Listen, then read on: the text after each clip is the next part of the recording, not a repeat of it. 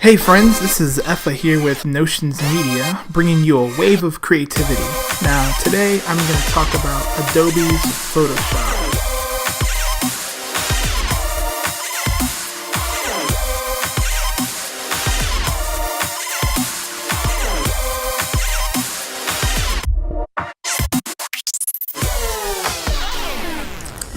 Now, just as a brief overview, if you haven't seen my previous video, you're going to want to watch that, but Photoshop is the industry standard application for imaging and design. I mean, you can do anything you want with Photoshop. Photo retouching, image manipulation, compositing, design, short animations. The list goes on and on and on.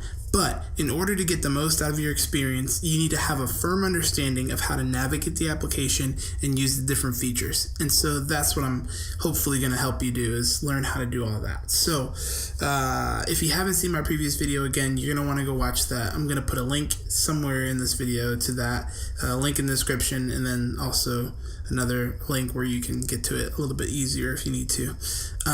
Just as a brief overview, I'm not going to really go into it much because it's all in the other video, but when you open up Photoshop, it's going to look somewhat similar to this. So we're going to dive a lot deeper into these tools. I said that I would do a video on these tools that was a little bit more in depth, and so today we're going to go ahead and do that and hopefully get some real application and how you would use these. So first thing I'm going to do is go ahead and open up a picture here. Let's see. Let's use this one. I have no idea what these pictures are, so we'll just be working on them as we go. All right. Actually, let's pick another one. Although I like that picture, I want something where I might be able to use these tools a little better. Okay, great. Here we go. We'll work with this. Okay, so here we have just a normal picture. It's a picture that I took of a graduate who was graduating from Kennesaw State University. He's an account major, and ladies, he is single. Actually, I really don't know if he's single, but if he is, I have his number. Okay, so let's just briefly go through these tools again. I'm going to give you the tool tips. The shortcut keys. So you have the move tool, that's V. You have the marquee, that's M. The lasso, that's L. You have the magic wand, that's W. You have the crop tool, that's C. The eyedropper is I. The spot healing tool is J. You have the brush tool, which is B. The clone stamp is S. The history brush is Y. The eraser is E. The paint bucket is G. The blur tool here has no shortcut key, so you're always going to have to select that. The dodge tool is O. The pen tool is P. And the horizontal type tool is T. And then you also have the path selection tool, which is A. You also have the shape tool, which is U. And then you have the hand grabber, which is H, or you can use spacebar sometimes for that one also, depends. And then you have the zoom tool, which is Z. And lastly, you can switch between your foreground and background colors by pressing the letter X. So let's get into this. So the move tool is going to do exactly what that is. Now, because this is a background layer and it's locked, we're not going to be able to do much to it. So I'm going to go ahead and unlock this layer by double clicking on it. We'll go over all that in a different video. But the move tool is going to be able to move this picture around like so. So the move tool is going to be able to move this picture around just like so. You can move it wherever you want to. You can move different elements. You can move pieces if you cut different pieces out. The marquee tool here is going to be a selection tool. We can drag and create a selection. So now anything inside or outside of this circle, depending on how we specify it, will get selected. So just for instance, if I did a keyboard shortcut here, I just made a new layer based off of that selection. So as you see, that's what that just did. So as you see, I can either do inside or outside of that selection. So that's pretty cool. And I'll teach you how to do some of these other keyboard shortcuts and stuff later. So the lasso tool is another selection tool, but this one is a freeform tool, so you can kind of draw whatever shape you want. Oh, there we go. You can kind of draw whatever shape you want with the lasso tool. So same thing as the marquee tool, just not fixed. The magic wand selects pixels of the same color based on the tolerance amount that you have set. So here I'm selecting white, but I have like 85 pixel tolerance. So as you see, it's kind of selecting everything that's kind of within 85 pixels of my selection point, which is kind of like a grayish white. If I go more to a higher white, you see it's not selecting as much. But if I go more into that grayish white, it's going to select more. So like if I select this red tie, it's not really going to be selecting anything else because red is a pretty hard color. But as you see, he has some reddish tones in his face, at least enough that it's within 85 pixels of what I've selected here. So that's how the magic wand tool works. Then you have the crop tool. You can crop any image however you want. You can drag these points around. It's a little bit interesting when you use the crop tool. You have to think kind of backwards, because if you drag your picture up, down, left, right, but sometimes it feels like you're doing the exact opposite of what you want to do.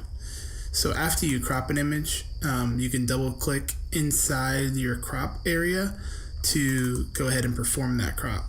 So that's a really quick function that you want to remember. The eyedropper, of course, like we said, selects colors. So if you wanted to match colors, you could select that. And as you see, it's put that color into the foreground space. So if I wanted to go ahead and then paint with my paintbrush, now I'm painting with that yellow color on top of this layer. So let's go ahead and get rid of that selection. Where are we at? The spot healing tool is gonna normally look like that. Spot healing is pretty cool. So let's say we wanted to get rid of something in the image, like these strings right here. I don't really like them. I want to clean this image up. So if I do spot healing, sometimes that will help me clean it up. Sometimes it won't. You just kind of have to work with it, and it can go and hopefully get rid of stuff. So you can use the spot healing tool to remove things like maybe this point right here is a little distracting.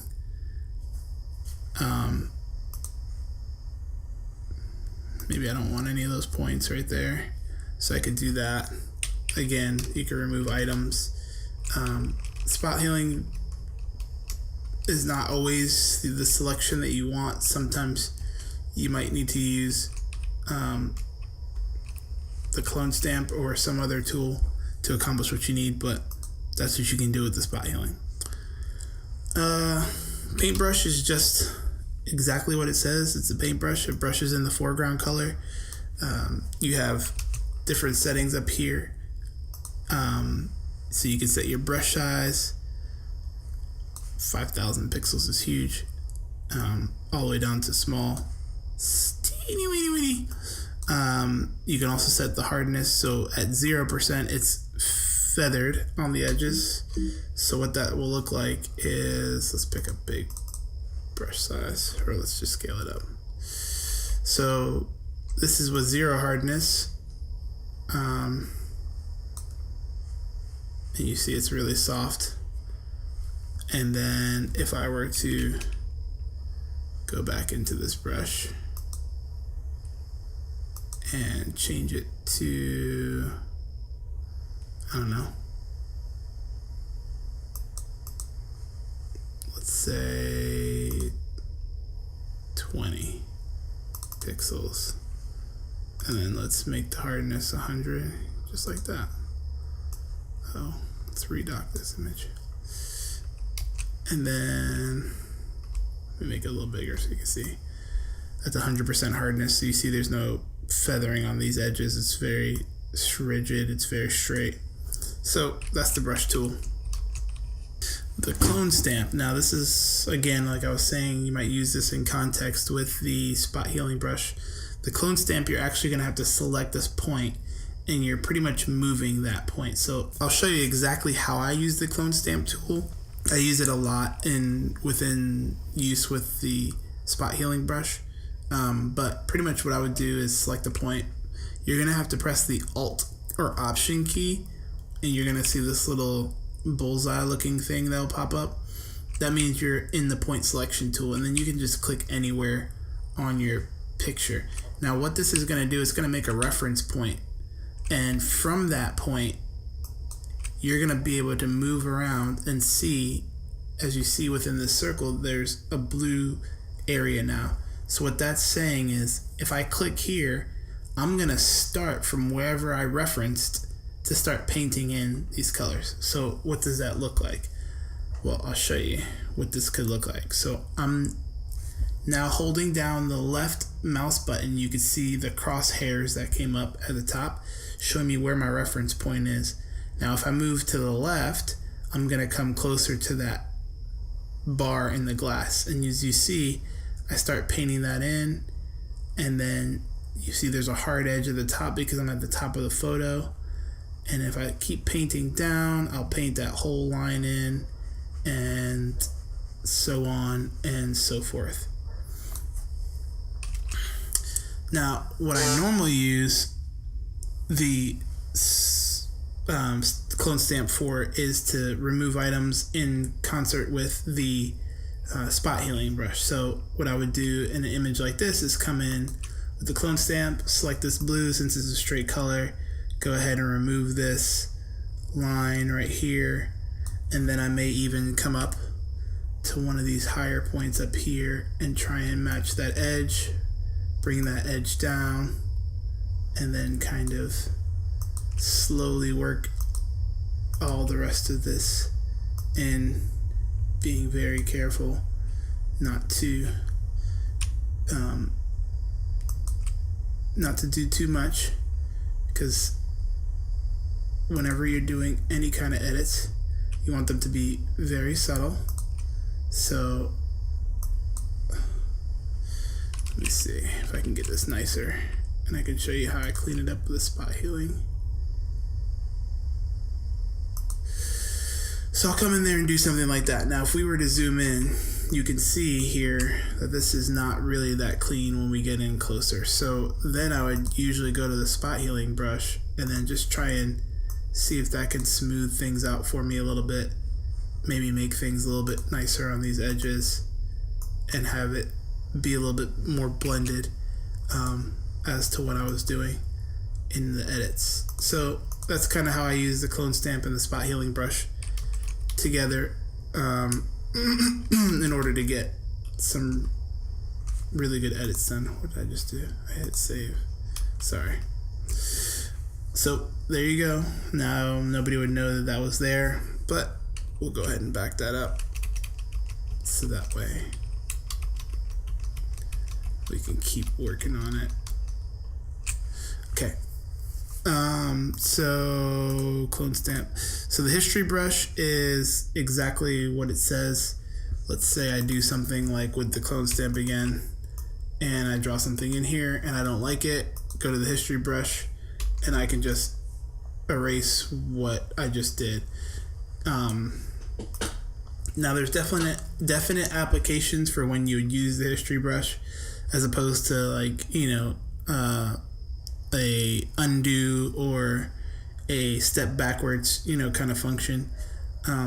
There's times you might use the history brush just to kind of take away one edit that you made, but not all the edits that you made. So it's kind of pretty nice when you want to just back up a little bit without erasing the image like what we're about to do, So let's say we made this edit and we went in with the clone stamp and got rid of this, but we wanted to back it up just a little bit. Well, if we came in with this eraser tool, it's going to erase the whole picture. So we can't use the eraser tool, but we can use this history brush tool, and it will go back to whatever was before you made that edit or that change. So, and then as you saw, the eraser tool will erase. If this was not a layer and it was like the picture, how you had opened it up first and it had the lock here and it said background, this would erase to whatever your background color is. It wouldn't erase to transparent, but because we've made it a layer, it's going to erase to transparent, and you see those gray and white boxes or squares behind the image. So just something to note. The paintbrush tool is going to drop in paint based on your tolerance again of how many pixels from your selection point. So that's, pretty easy. And again, it's using the foreground color that you have here. Your blur tool does just that. It blurs. So if I wanted to come in here and blur, I can blur. As you see, his face is getting a little blurry. It's not that heavy right now, but if my computer was processing a little faster, it'd be pretty heavy. Now behind the blur tool, you have sharpen, smudge, and some other things, but we're just going over the basics right now. So next we have the dodge tool. Now the dodge tool is going to dodge. So the way to think about that is it's going to lighten the image. There's two things you can do. You can dodge or you can burn. So the only reason why I can remember that dodging is lightening is because burning is black. I mean, there's no other way to say it, but when you burn something, it's black. And so that's the way I remember. Burn, black, dark, dodge, light. So if I were to use this dodge tool, as you see, I can kind of lighten his face and just really pull out some of those highlights and things like that. Just make them pop a little bit. So that's kind of how you would use the dodge tool to accentuate highlights and do some other things like that, but it's a great way to lighten some things up. So the pen tool can be used in a number of different ways. You can make shapes and paths with the pen tool. We'll go into this a little bit more in depth later on, but usually the way that I make a pen tool is, or use the pen tool, is if I want to cut something out. Like, let's say I just want this Kennesaw State University sign. So I'm going to go in here, make my selections just by clicking on the left mouse pad. The left mouse button, and then I'm going to hit this make selection button up here. It's going to ask me some questions. I just make a selection, and then if I use my keyboard shortcut, there I go, Kennesaw State University, Coles College of Business. I got what I wanted by using the pen tool. Again, that's not the only use of the pen tool, so we'll do some other uses of the pen tool later, but that's the way that I use it most frequently at the moment. Of course, you have a type tool, so you can drag out a text box like so, and then begin to type whatever you want in there. My font is really, really small, so you can't even see it, but it's right there. But you do have font sizes and things like that. You can go and change your font to whatever you want. And if you have Adobe Typekit, you get like unlimited fonts. So it's a little shout out there for Adobe. Just so you know, I do not get paid by Adobe. So yeah, but if Adobe wanted to start paying me, I'd be completely open to the conversation. So if you know somebody, just pass on my videos, and yeah, I'll be grateful. The other way you can use the type tool is to not drag out a text box, but also just click in, and then you have kind of like a free type area that will go from wherever your click point is, depending on how you have your settings set up. So yeah. Then you have the path selection tool. We don't have a path to select, so can't really show you how that works, but pretty much just think about, oh well, I guess I can just make a path, right?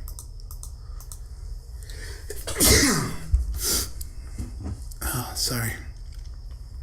It's like 2 o'clock in the morning, so if I sound crazy, oh no, it's like 3 o'clock in the morning. So if I sound crazy, or if you're hearing crazy noises, or if I'm sneezing a lot or anything like that, coughing a lot, it's just because it's way past my bedtime. Way past my bedtime. But because I'm dedicated and I love you all, I want to do these videos, and this is the only time I have to do them. So there you have it. That's why I'm up at 2 o'clock in the morning. It's for you. It's all for you. Okay, so where were we at? Path selection tool. So the path selection tool is going to allow you to select a path. Now, if you're not using paths, you'll probably never use that tool. I probably use that about once every blood moon on the third Sunday of the year of the dragon. So I don't use it often. It's pretty much what I'm trying to say. The next tool we have is the shape tool, which basic settings, you can set whatever shape you want. You can make a path, or you can do pixels. Fill, you can add a stroke to it.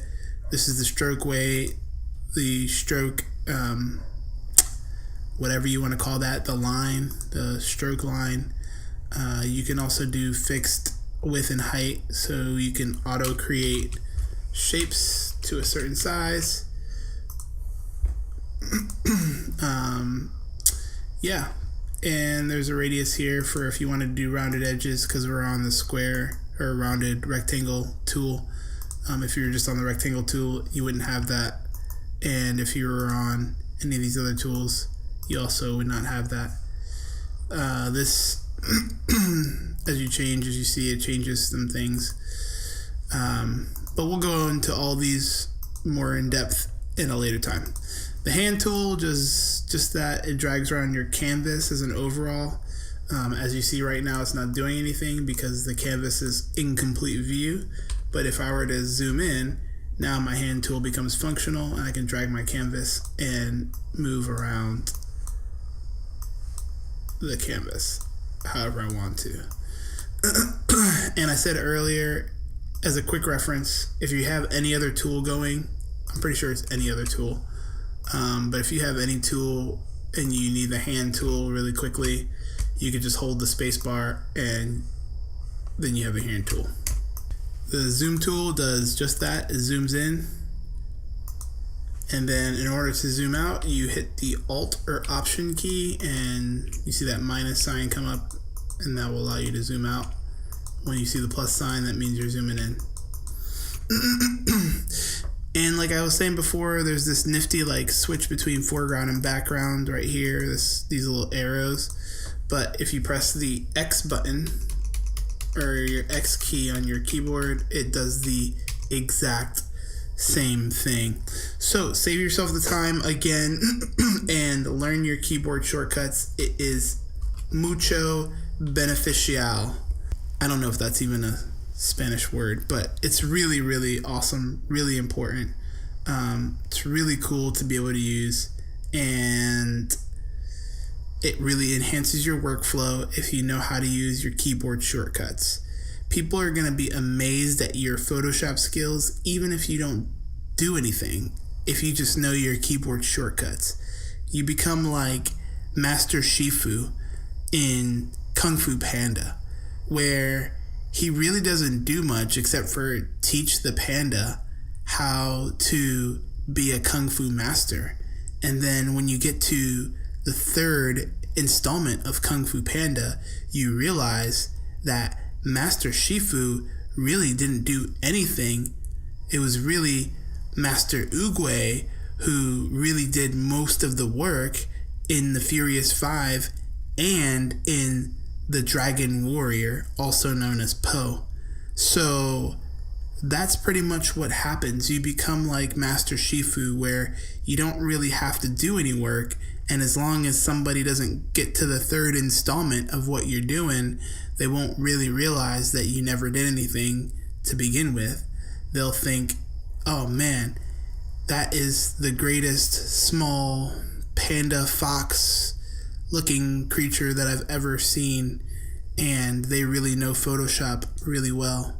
Okay, I think that does it. I'm getting a little delirious because, again, it is like 3 o'clock in the morning. So, yeah, I hope this video helps. If you have any questions, comments, concerns, please leave it in the comment section below.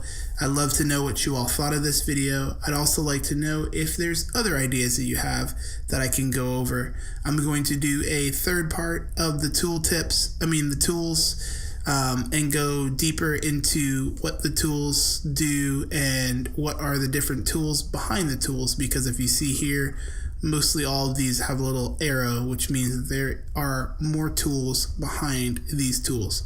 So in another video, I will be going over what those are and more shortcut keys in order to be more functional in your workflow. Again, this is Effa with Notions Media, bringing you a wave of creativity.